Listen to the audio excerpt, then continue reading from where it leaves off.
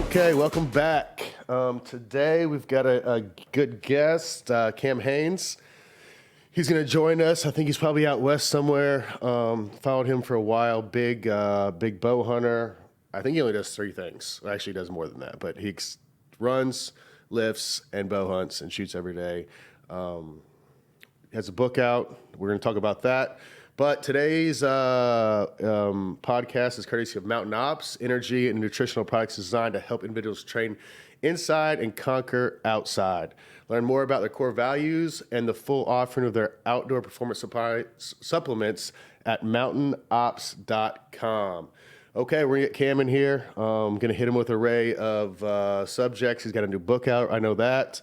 I want to talk bow hunting with him. I want to talk running. I want to talk maybe a little politics, a little Joe Rogan, some of his tips for maybe out in the backcountry. So, Cam, welcome on.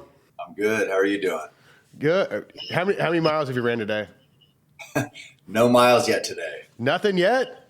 No, it's early. I didn't get up early this morning to do it. You're slacking right now. I know. I hear you. All right, you got a new book out, Endure, How to Work Hard, Outlast, and Keep Hammering by Cameron Haynes. That's it. Congrats, man. Thank you. How long did it take to write? I'd say 6 months. Really? Yeah, but it's like a lot of it is, some of it is some of the previous writings I've had. I just kind of tweaked or you want to use some of the stuff you've already done, but then it turns out, once you get into it, you almost rewrite the whole thing anyway. So there's some lessons from previous that I had put in there. I gotcha. I mean, and it's not. I mean, people are going to think it's a hunting and bow hunting book, but it's not. I mean, it's kind of a life lessons and a manual of how to do it and how to win, I suppose. Yeah, I mean, right. I mean, so basically, I want to show people that it doesn't matter what you come from or what the situation is or what you're. I screwed up about how anybody can, and still you're able to overcome and succeed if you have that goal that never dies. Did you grow up in Oregon? Yeah. Yep. Small town. Yeah. Small town? Yep. Did you have any brothers or sisters, or was it just you? No, I had, I got divorce and all this, but I have a full brother and then half brother and then a half sister. Okay. And another half brother. Yeah. Oh yeah. We got it all mixed up. That's family. That's how it goes. You can't pick them. No. Yeah. But did you know, when did you start? Did you start hunting at a young age, or when did you pick that up? I was 15, and it was basically one of those things where my stepdad, I hated him basically because he wasn't my dad, and so that was pretty much all it took. Yep. And he grew up hunting, another small town guy, but we didn't really have anything in common, and so he took me and my younger brother hunting, and that was when I was 15. We started rifle hunting. I ended up killing a buck when I was 15, and then that kind of got the ball rolling, and then I got a bow when I was 18, and then never rifle hunted after that. Just really? Bow hunted since then. Yeah. So you haven't rifle hunted really since that point? No. Yeah. It's been like 34 years or 33 years of bow hunting. What was your first bow? Who made it? It was a Golden Eagle. So that was you can order bows from the Bow Hunters Discount Warehouse, and it's called a Golden Eagle Super Hawk Turbo Cam. You still remember? Yeah. Oh yeah, it's just the whole thing. It's like kind of shiny black, so I had to spray paint it and use ferns and matte green spray paint, get it kind of dialed in, and it was just compared to today's bows, just a complete piece of junk. But I ended up killing a spike bull with it. Really? It's impressive. It's impressive. Yeah, I mean it was loud. It sounded like a 22 going off. I mean, it had a crack, and so. Deer were tough because deer will jump the string. Yeah. If that arrow isn't getting there fast, they can react. And it's called jumping the string, and they'll drop out of the way, and the arrow will miss. So that bow is so loud, and it wasn't very fast. Like today's bows are quieter and faster. So but then you had to overcome all that. And so I missed 16 deer that first year. They were just dodging the arrow, basically. 16? 16 bucks, yeah. And this is all, what is this all? This is all public land? Yeah, public land here in Western Oregon. And that was before, I mean, that was before cell phones. That was before, all the maps and everything. So you're just out there just figuring it out. No, you just went and walked. You walked it's logging country here. So there's logging roads and old skid roads that they used to haul logs out on years ago. So those skid roads get kind of grown up, and they're good walking. They're quiet because it's open, and then you can see in the timber. And so that's how we'd hunt them. Oh, I see. So when did compound bows really start getting good? I mean, I remember my dad had like a PSE or something like that, whenever I was young. I mean, they were still loud, but I mean, they were 80, 90 pounds back then. So, I mean, you could, the arrows were going. Yeah. It's like this. So back then it was speed was the name of the game. But bows have kind of been evolving and getting better every year. I mean, every year they're just a little bit better. So over 30 years, that's a night and day difference from, but every year it's just a small difference, but it's an improvement. Back then, the big thing was an overdraw, so you could shoot a shorter arrow that was lighter, and you crank that bow up to 80 or 90 pounds. You shoot a super light arrow, and that's why the bow was so loud, because it was basically a dry fire every time. Yeah. And so what would happen is the arrows would go fast, but the sound was pretty crazy. So now they've made it where the bows are more efficient, where you can shoot a kind of a heavier arrow and still get pretty good speed. But because the arrow is heavier, it absorbs that energy, and the bow is quieter. The animals can't hear the arrow coming. Boom, hit them. Much better. But yeah, so to answer your question, it's just been just small differences every year, small improvements, and over time, it's made a big change. When I don't know, I'm sure most people that follow you know this, but some of the people may listen to this might not. You've worked at a utility service for 24 years.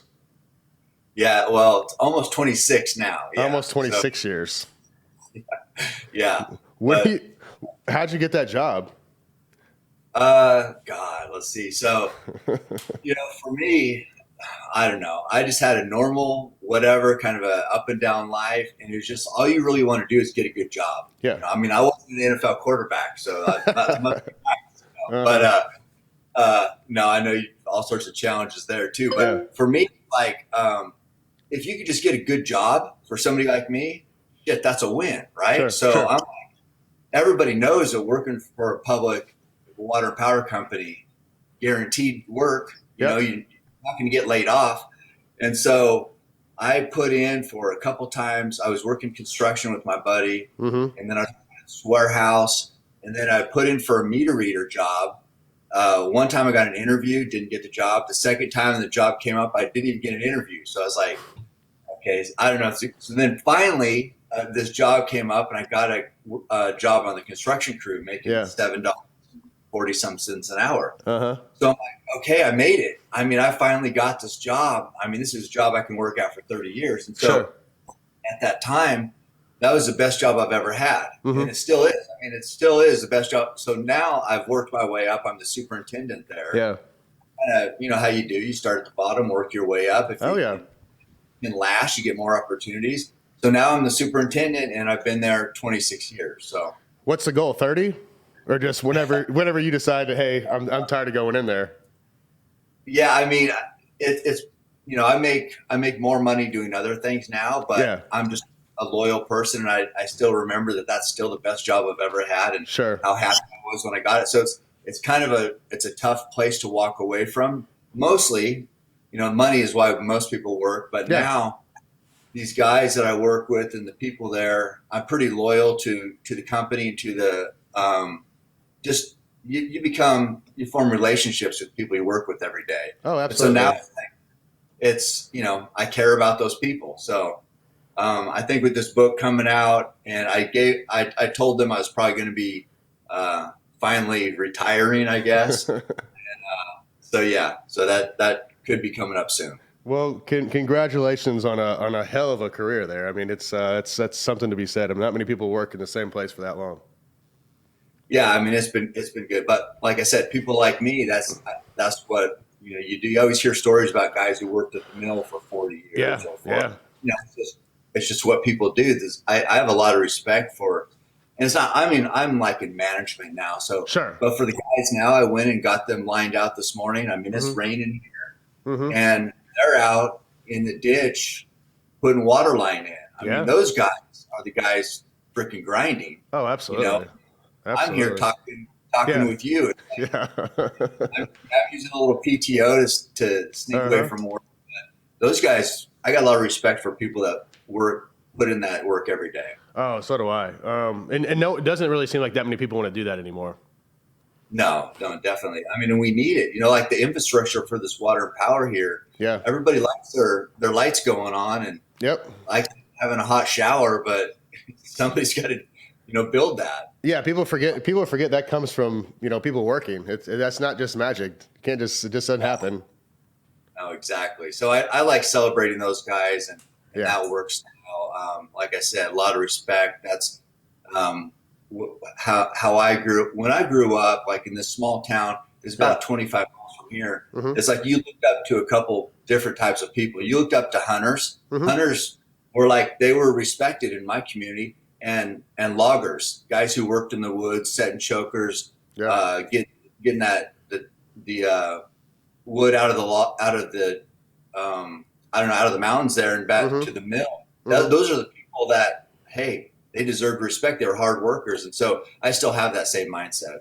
Yeah. I mean, so do I. I mean, I grew up in a small town and, everyone kind of worked and big farming community. So people were up early and they were up late. And, my parents, they got me a car, but they're like, you have to pay for your insurance or you can't drive. So in the summers, like in between baseball, I'd work. I laid water line. I was on the back of a garbage truck. So, I had to do some of that stuff. And my dad had a concrete company, so I learned at an early age that nothing really comes that free. Where was that? Where was that? Indiana? Indiana, yeah, Southern Indiana. Yep. Okay, nice. Wow. Yeah, and then my dad hunted, so that's kind of where he bow hunted, and that's kind of where I got my start with whitetail and turkey down in Southern Indiana. So now you've been out elk hunting too, right? Yeah, so I didn't start elk hunting until towards the end of my career in 16, 17, and got a ranch, had a smaller ranch in Colorado, and then when I left Denver, we sold it and bought in Montana, and that's whenever. I always tell people they're like, what is elk hunting like? And it's to me, it's like turkey hunting, but on steroids, on a whole massive level. Because you're talking to them, you're chasing them, you're interacting, but you're also dealing with an 800-pound, just absolute mammoth of a machine that in a blink of an eye, they're over the mountain and gone. Oh, I know. And it take you, who knows how long it take you to travel that same route. They do it in a minute. Oh yeah. Hours. Yes, exactly. They're astonishing to me, and they're just the way that they can. I mean, they're the damn ghosts. I mean, they'll weaving through the woods with 6x6, 7x7, and they'll just creep right up on you, and it's like these things are just insane. But it's fun. I love it. I absolutely love it. When did you? So for people listening, you try to run a marathon a day. Yeah. How? When did this start and why? Yeah. To me, it's so I've always felt like I don't really have an advantage over anybody. So my thing has been if I can outwork people. Sure. That's gonna. And it started back even like this regular job. I'd always say, well, all I really have is work. So I'll have to put in more hours than everybody. So I'd always want to work the most overtime and do all this. So now it just kind of translated to, hunting. People who don't know, who probably aren't in the industry. I mean, it's like anything, it's competitive, right? Yeah. If you want to get opportunity, you want to, be a writer like I did, or you want to, earn these sponsorships, it's very competitive. I mean, everybody out there hunts, and who wouldn't want to get a free bow or get some money to them? So I'm like, well, I got to outwork these people. If I want to be the best I can be and be marketable and chase my dreams like I want, I just got to put in more work than every other guy. So they kind of evolved from there. And now it's like I've trained with a lot of these elite ultra athletes, or like Olympic athletes or ultra marathon runners. And I see their talent. And I'm like, well, I don't have that talent. So I'm just going to have to grind it out. And then I was like, well, if I can get a marathon done a day, when I prepare for these 200-mile ultra marathons in the mountains, that's going to prepare myself mentally and physically. So I'll get up before work, I'll get in some miles, I'll run at lunch, and then I'll run after work. And if I can get 26 miles done a day, I check that day off as a win. That's insane. Those 200 miles, those 200-mile ultra, are you running the entire time? Or are there like small breaks? Well, the clock never stops. So yeah. I realize that, but like, are you like, hey, like walking for a mile and then running for 50, walking for a mile? I mean, how's this thing go? Yeah, I mean, some cars can't even go 200 miles. Yeah, I know. You walk when you have to, run when you can. Gotcha. You just keep moving. I mean, this one girl who I ran with before, she had this tattoo on her leg. I'll never forget it, and it said RFT or RFP, I think, Relentless Forward Progress. Oh, and like so that. no matter how slow you're going, you just got to keep moving forward. Yeah. And there's another thing they say, beware of the chair. So once you sit down, because you can sit down, there's aid stations every 20 miles or something. Oh, really? And if you sit down, it's going to be tough to get back up. Yeah. I mean, not physically because you're stiff and sore, but mentally, it just shuts you down. Yeah. So, I mean, you want to keep going. And so just in general, if you want to try to win one of those, I've never won a 200 miler, but if you want to try to win one of those, it's, the first night, you got to run all night. So you're running all day, you run all night, then you're in the second day. How many miles is that? I mean, in run all day, run all night. How many miles you clear there? You want to, if you can get 100 miles in 24 hours, you're looking good. Jeez. Okay. So then that second day, it's pretty easy to keep going during the day with the sun up. Yeah. So then that second night, that's where it gets tough. I'm sure. That's where people, I mean, you remember even like a little kid, you'd be like, hey, let's stay up all night. And you can power through one night. Yeah. It's tough to power through 2 days or the second night. And so that's where some people generally is you might sleep an hour, maybe a half hour, maybe some might be 90 minutes. Yeah. And then that'll kind of reset your body. And then you're up and you go, and hopefully you can finish on that third day. Really? So that's the goal. Yeah. Like the third afternoon or the third morning? So like I've done, like the first one I did, it took me 78 or 79 hours. So there you go. 78 hours of, basically straight moving. Yeah. And that was 205 miles. Then the second one was 238 miles. And I think it took me a little less. It was 70. I think the first one was 79. Second one was 78. But it was, 35 more miles in there. Yeah. That one, the reason why I was a little quicker, I think it was a little tougher, but also there's a little less elevation gain. So the first one, there was, over the course of the 200 miles, there was 50,000 feet of elevation gain. So basically, you're down, up. So you're climbing an aggregate total of 50,000 feet. Sure. That will thrash your body. The other one had a little less climb, so that means your pace is a little more and cover more distance. But point is, you're about 3 days of moving. Oh my goodness, that's insane. That is insane. When did you start shooting arrows every day? Oh man, I've been addicted to just archery since I first started. So it's been years. I mean, I just know that no matter how good a shape I'm in or how good a calling I am, like with elk, a lot of your people might know, but you can call them in and call to them. But no matter how good you are at all those different things, if you can't hit what you're shooting at, you're not going to. And so the crux to consistent bow hunting and getting those kills on the ground is being a good shot. Mm-hmm. And so I just know that I got to put arrows through the bow every single day and make that second nature. Just like any skill, really, you want to make it subconscious. Oh yeah, it's just repetitions. Yeah. So that's it. Just reps. Get reps. Get up there. I want to make shooting a bow as second nature as breathing. Yeah. You probably did the same thing with football. You just want to get back. You want to think about mechanics. You just want to sling it. Yep. Did you always shoot long distance? Early on, or as the bows have gotten better, have you kind of stretched it out more and more? Because you've got videos of you, hitting bullseyes at 120. Yeah, yeah. No, I mean, shoot. When I first started, Yeah. it's like it was an actual paper plate, like Yeah. for barbecue. You go by Uh-huh. and you put it on a straw hay bale, and then you try to. I remember there was like this rule of thumb that if you could keep 4 out of 5 in the paper plate, well, then you could move back 10 more yards. Gotcha. So, 40 yards, if I could put 4 out of 5 in a paper plate, I'm like, okay, I'm doing good. Yeah. And that was like a good, like I said, a good rule of thumb. Now, yeah, I mean, now I want to do that at long distance, and so it's just kind of it's an evolution. It's just like, I kind of trained for football when I first started, and Mm-hmm. then that kind of led into endurance running. So that was a half marathon, then a marathon, and that evolved into 200 milers.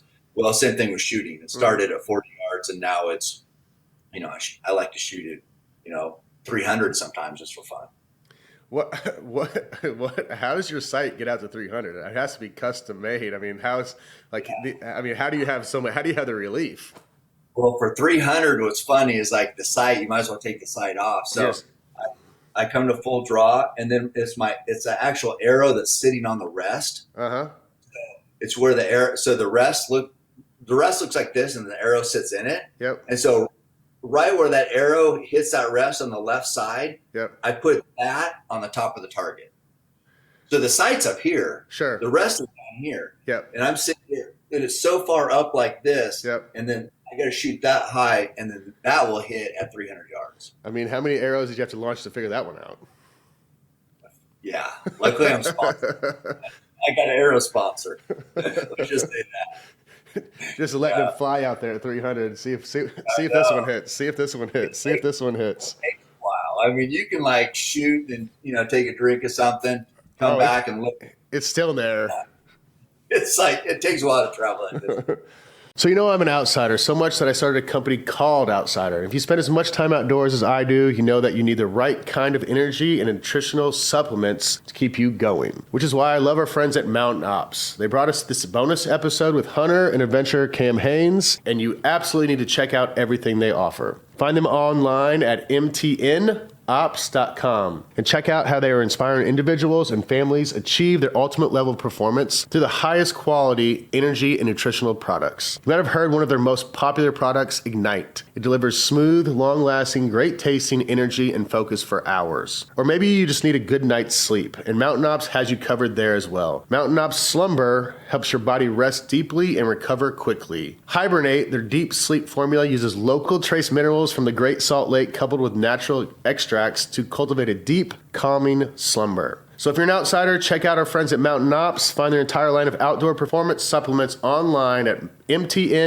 mtnops.com. Use the code UNCUT at checkout to receive 30% off their products. That's code UNCUT at mtnops.com. How did the Under Armour deal come about? Because that's been going for a while. Yeah, I'm not with them anymore though. Yeah, So I'm up with them. That was like, have you ever been to SHOT Show? Yeah.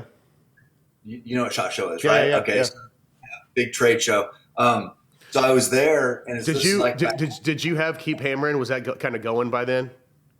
No, not Not no, yet. that started probably 10 years ago. Gotcha. But no, SHOT Show, I was there, and Under Armour was kind of getting around, and we knew them from football. You guys would wear them under pads. Yep. And so then I was at SHOT Show, walking the aisle, and I saw Under Armour, and they had this big picture of, it was Randy White. He played for the Cowboys. Mm-hmm. And they had this big picture of Randy White there in the booth. And I was like, I go in there and I go, what are you guys doing here? Eric was the guy I became friends with him. He was there at the booth. And he's like, oh, well, we have this first layer for under the pads, for chafing, this and that. Yeah. And I said, that's cool. I said, man, that's a pretty big picture of Randy White there. And he's looking jacked, right? It's just a big man. Uh-huh. And it was kind of funny. He had a bow, and he's in the woods, and he had on like this tan, skin tight stuff. And, and he was supposed to be like out in the woods hunting. Yeah. And I go, well, he has a big old Super Bowl ring on, of course. And I said, that picture would look a lot better if he actually had a rest on his bow. So he had this bow, like he's going to be out hunting and he didn't have a rest on it, which anybody who bow hunts knows it's like, obviously that's not going to work. Sure. So they didn't have really the that was a cue that they weren't really legitimate in the hunting space. They were kind of like, hey, maybe we could sell some of this in this space, but they didn't really know the ins and outs of it. So from there, I kind of got involved, and then it got pretty legit. The photo shoots, was if I was involved, it would be exactly like what I would hunt with. You had some and boots. It evolved from there. Yeah, we had everything. And it was good. It was good stuff. Yeah, definitely. Whenever I left Chicago, I was Nike for 11 years, 10, 12 years. And then when I went to Miami, my Nike deal was up. So I went Under Armour.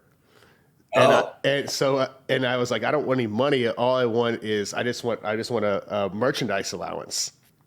Right. Because I knew it was going to be over at some point. So I was like, I'm just going to buy all the camo for everybody. And so like I spent all of my merch allowance on camo. So like I have literally all the Under Armour stuff for anybody that wants it.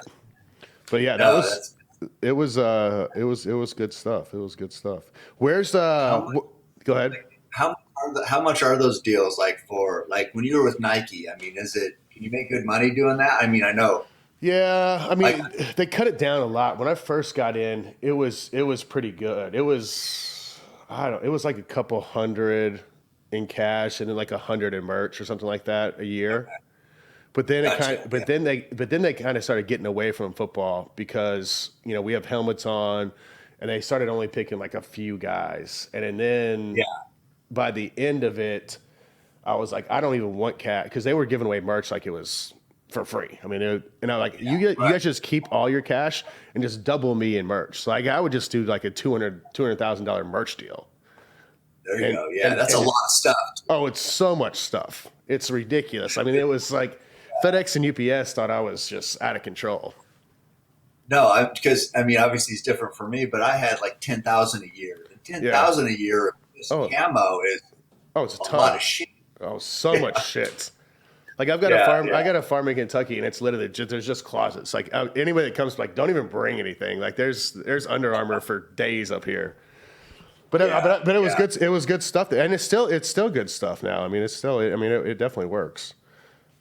Well, for us as hunters, it was like we felt kind of legitimized. You know, I mean, because hunters like kind of been the ugly stepchild of what athletics or whatever. Not really athletics. It's like Baba hunting. Well, Under Armour came in and they said, no, these guys are. I remember one of the slogans we had that had a billboard at SHOT Show of me, and it said, "Athletes hunt." Yeah. And so that was like the first transition into like how I felt. Yeah. And so it was a big deal for Under Armour to be in the hunting space. It was awesome. Yeah, definitely. I mean, validated you guys. Yeah, for sure. I mean, elk hunting out west is not easy.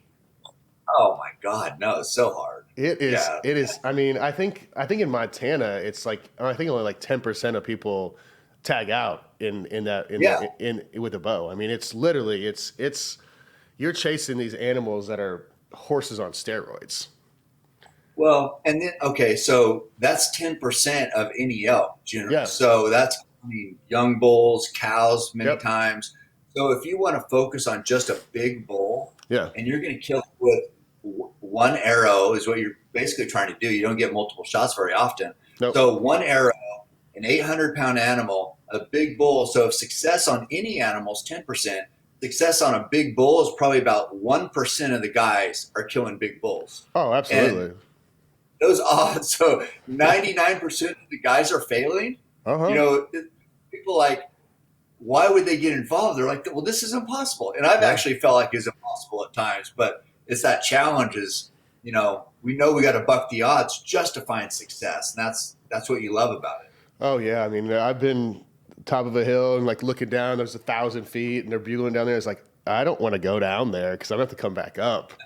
And my success rate's not great. The winds may be okay. It could change at any moment, but you walk your ass down there, get busted, and then you have to walk your ass right back up. Yeah, but it's fun. It's tough. It is. I know. I was in the Eagle Cap Wilderness one time with my buddy, and I was always my go-to buddy. He moved to Alaska, so then I was like kind of in transition about trying to find somebody to go with me.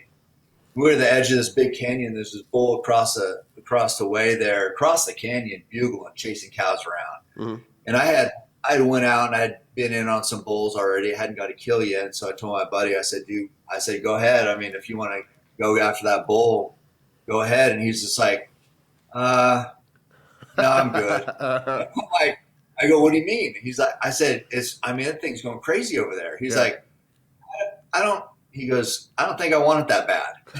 I mean, that was. At least he was truthful. He wasn't lying. Yeah, he was.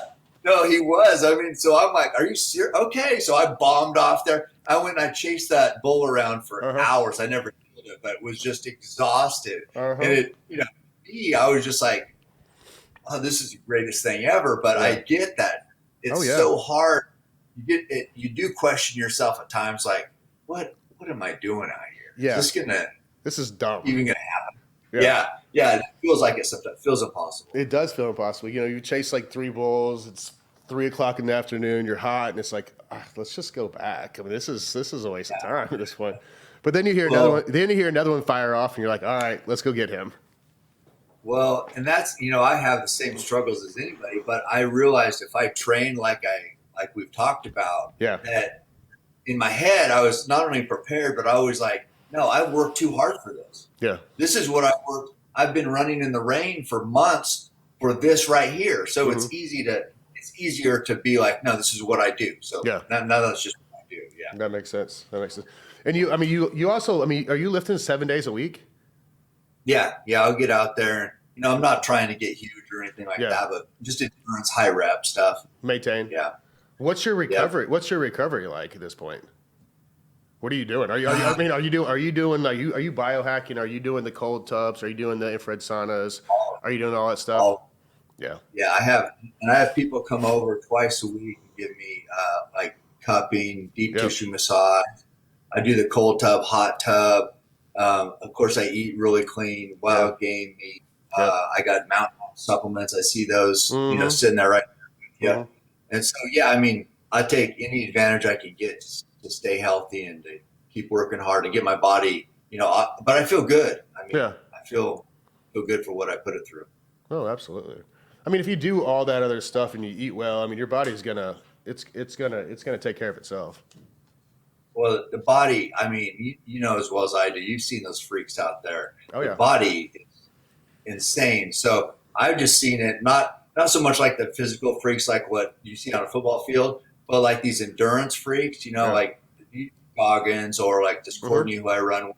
These people, like if you explained them to somebody'd be like, what? There's no way. That's not even possible. But I've seen it. I've trained with them. So you see what's possible, and it inspires you to be, that much more focused. Yeah. You guys are doing, running for 72, 78 straight hours is insanity to a lot of people. A lot of people can't run for 7 minutes. Yeah. Well, where's your favorite, where's your favorite place to hunt? Oh man. I just like elk hunting. So anywhere, wherever I can get after the best elk. And now because I've geared my life to this for decades, I know like the very best elk country, and I've earned opportunity to hunt that. So to me, where I go in Utah is just lights out. Colorado, I have a really good spot there. But the biggest bulls and the best, maybe not as many bulls, but the biggest bulls is hunt in Arizona on the San Carlos Indian Reservation. Gotcha. And those are free range bulls. It's the reservation is giant. It's I think 1.8 million acres. But those mountains are magical, and they grow just giant bulls. So I go down. When I first went there, it was going to be a once in a lifetime. I was never going to be able to afford it again. It's pretty expensive getting the opportunity to hunt there. And I'm like, well, this is it. This is my once in a lifetime. So now this will be my 5th year there. Oh, wow. Fifth once. Do they have? Is there natural water there, or they have water tanks? There's natural water, but there's also the tanks, the dry tanks. That's the name of the game down there is what's the moisture like? How much moisture do they have for their antlers? And then during hunting season, where's our water? Because they have to have water to dry. So a lot of times there's they have had cameras on the water tanks themselves. that'll tell you what bulls are in the area. But That's yeah, right. so I hunted New Mexico a couple years ago, and that was the same thing. They have some water, but they had a ton of tanks, and like that was the same thing. It was like, how much moisture I had that year, where the tank's at, because they got to drink at some point. yeah, elk, especially when those big bulls are rutting, they're so active, Yeah. they burn through the fluids. So yeah, they need to be replenishing, and then they're so hot, they like to get in there and lay down or wallow around. But yeah, water's the name of the game for elk. When I know you've been on Joe Rogan's show like 10, 15 times. How'd you meet him? Through hunting? Yeah, through hunting. He it was 2014, and I'm not on Twitter. I'm still not really on Twitter, but somebody sent me a message and said, "Hey, Joe Rogan's trying to get a hold of you." He tweeted something. Sure. And so I went and looked at it, and it said, "Hey, Cameron Haynes, you ever want to come to LA and talk about fitness and bow hunting?" Yeah. I'm like, yeah, that sounds good. I like talking about those things. So I went down there in 2014. I took him a Hoyt bow, and I said, hey, he had just started hunting. Renell, I think, took him rifle hunting. Okay. And he may have killed a deer in Montana. Uh-huh. But I said, hey, you need to bow hunt. I said, I'd like to take you bear hunting. And he's like, bear with the bow, yeah. And so we ended up doing that, and he killed a bear with his bow, and rest was history. You kill a bear with the bow. I mean, you're pretty much hooked at that point. Yeah. So it was great. Now we've been, almost the best of friends. That's awesome. Yeah, I've listened to your podcast with him many times. They're always fun. Hey, can we talk about your son doing 4,100 pull-ups in under 18 hours? Yeah, I know. How old is he? He's 25 now. Oh my! So goodness. These kids. It's like, so as a parent, man, I never knew what I was doing, but I was always. None of us really do. I tell my boys that, or I don't know if I tell them. I think I probably did. Told them a lot of BS, but life is competition, right? I said, if you want to get anywhere in life, you're going to have to win. Sure. So I try to prepare them for these. I always thought that they had a pretty easy life, because if you look at my life, with divorced parents and alcoholics and all this, I'm like, well, you guys aren't going to have that. So I don't want you to be spoiled. Yeah. So I'm like, you guys do tough things. Yep. And so I had them. They ran half marathons. They did marathons when they were young, and I would push them and say, like in sports, you don't have to be the best, but you give your best. If I see you not giving your best, I'm going to call you out. Yep. So anyway, it just kind of evolved from there. And now they both, and my daughter too, for that matter, she's a little younger, but they both kind of gravitated towards these challenges. So my oldest, he was a good athlete. Now he's a ranger in the Army. And so he's found his niche there of standing out in the military. Yeah. And then Truett's my middle child, my youngest son, and he's been pretty good at endurance and strength. And so Goggins came and he trained with me here once. We had a good day where we did an ultra marathon. We lifted weights. We shot some arrows for the first time, and then we watched UFC here one night. Yeah. And so that was a big day. Well, it had a big impact on Truett. He was probably 22 at that time. And Goggins said, we did this hard workout, and Goggins says, well, I do 100 pull-ups every day no matter what. Even after we did this like 600 reps of these movements in the weight room. So he went and he did 100 pull-ups, and Truett did 100 pull-ups with him. He was over here at this regular International Fitness. Yeah. And Goggins in there yelling and doing what he does, and who's going to carry the buckets. And everybody's like looking around going, God dang, who's this freaking guy over here? So obviously that's going to have an impact on my boy. So Truett at that time said he was going to start doing 100 pull-ups a day. Yeah. So then it kind of progressed, and he was doing that. He's pretty shredded and pretty tough. And so then he's like, well, Goggins had the previous world record of 4,032 pull-ups in 17 some hours. And Truett set the goal of he was going to beat that record, and that's what he just worked towards. And then April 1st, I think a couple of years ago, is he got up at 3 a.m. and started, and busted him out. Was he 17 hours later, he did. That is, I mean, was he ripping them out like 100 at a time? No, I think his formula was 5 a minute. 5 a minute. 5 a minute. So, and then when he's pretty fresh, he's doing 10 a minute. Yeah. Where you just do 10, but then kind of recover. And that's kind of how those guys do it.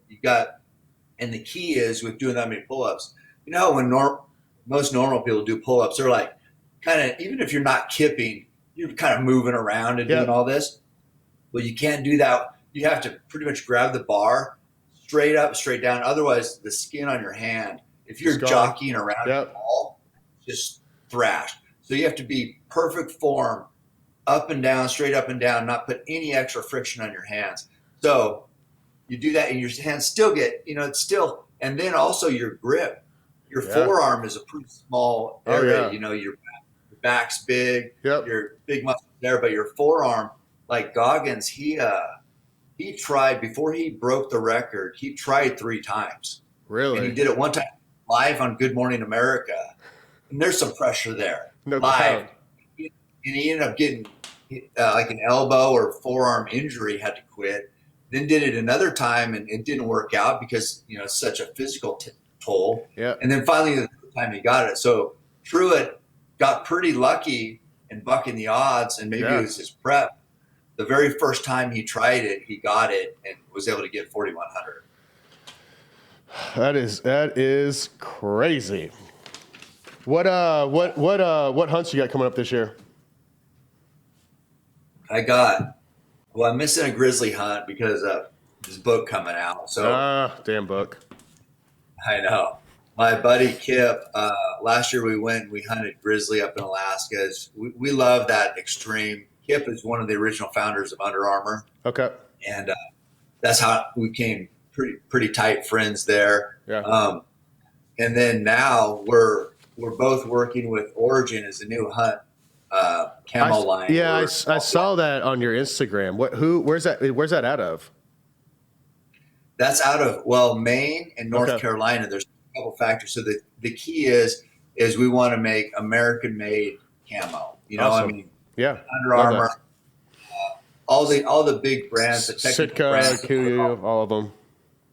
They're all overseas. You know, I mean, it's tough getting good stuff made here. So all that stuff's Vietnam, China, Taiwan. All those factories over there is just, that's what the industry kind of does. Well, we said, you know, especially being involved with Jocko, who's like as red, white, and blue Americans you can get. He's one of the co-founders too. And so they've had this Origin brand where they work boots, jeans, shirts, hoodies. So Origin was made in America for the working class. Well, we want to do the same thing with hunting. So that's kind of what we're getting going right now. And Kip's very involved in that too. He left Under Armour like 5 years ago, but he's such a hard worker and so good at this stuff. So he's involved with Pete over there at Origin, Jocko, Kip, and me is basically who's doing it. Awesome. Where do people find that? Just origin.com or? Yeah, or it's Origin USA, I think. Origin USA. Google it. You'll find it. Check it out. Cam's involved, so we know it's going to be good. So you're missing a grizzly hunt. I'm sure you got some elk hunts coming up. Yeah. Oh, so my life is pretty much geared around elk hunting. So I'll do Colorado, Utah, Oregon, Arizona, all elk hunts. I try to do 4 elk hunts a year. I like being all of September. That's my life. It's like what I've always said is, you know, as an NFL player, you work towards the Super Bowl. Well, September's my Super Bowl. So I work all year just to be at my peak during September. And then I'll do a couple of deer hunts mixed in. I like hunting mule deer too, and blacktail here back. I love mule deer. All right. Well, I know that you got to either run or get back to work. So everyone, endure how to work hard, outlast, and keep hammering by Cameron Haynes. It's out. Check it out. When's it out? On May 17th? May 17th. Yep. We're just under 2 weeks. Just under 2 weeks. You can probably pre-order it. Get it. It's a fantastic book. This guy has literally outworked a lot of damn people and been very successful. Stayed humble. Did all the things. Hey, I appreciate it, man. Well, thank you, Jay. I'm a fan of what you do. I love your podcast. I love your attitude and what you bring to the table. So thanks for the opportunity. No, thank you. And hopefully we can chase some elk this fall. Yeah, let's do it. Let's do it. All right, I'll let you back to it. Okay, have a great day. All right, thanks, bud. Okay, that's a wrap on Cam. Great show. Learned a lot. Hopefully get to hunt with him soon. But again, thanks again to our friends at Mountain Ops for bringing us Cam Haynes today. If you're an outsider like me and Cam, you need to check out Mountain Ops for a full line of energy and nutrition supplements. Everything from their hugely popular Ignite, which gives you clear, focused energy for hours, to their Slumber, which I use to help me go to sleep. Gets you a deep, restful night's sleep. Check out mtnops.com. Use code UNCUT for 30% off. Thanks again for watching and listening. Hit me up on Instagram, Twitter, if you got any ideas for the show or questions and comments. Thanks.